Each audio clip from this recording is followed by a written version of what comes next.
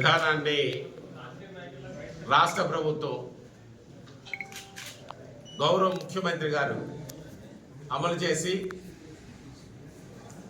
ఉపాధి అవకాశాలు కల్పించాలి, నిర్మాణ రంగాన్ని ప్రోత్సహించాలి, తద్వారా నిర్మాణ రంగంపై ఆధారపడే అందరినీ పని కల్పించాలి అనే ఆలోచనతో ఉచిత ఇసుక విధానాన్ని ఇవాళ రాష్ట్ర ప్రభుత్వం గౌరవ ముఖ్యమంత్రి గారు ప్రవేశపెట్టారు.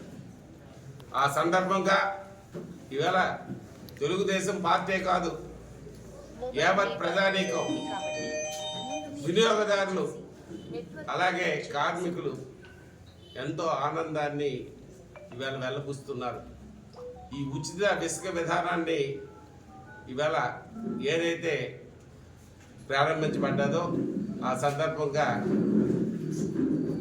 అందరం కలిపి గౌరవ ముఖ్యమంత్రి నారా చంద్రబాబు నాయుడు గారికి ధన్యవాదాలు, కృతజ్ఞతలు తెలియజేయడం జరుగుతుంది.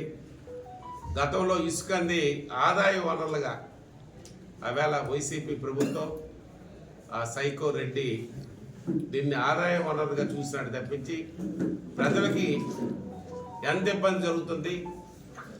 ఒక ఇల్లు కట్టుకోవాలంటే, ఒక పేదవాడు ఇల్లు కట్టుకోవాలంటే 10 లక్షల రూపాయలు ఇల్లు కట్టాలంటే ఇసుక్కే 3-4 లక్షల రూపాయలు ఖర్చు పెట్టే పరిస్థితి ఈ రాష్ట్రంలో ఉందంటే ఏ విధంగా ఇక్కడ ఇసుక విధానం ఉండేదో ఒకసారి మీరు గమనించవలసిన అవసరం ఉంది.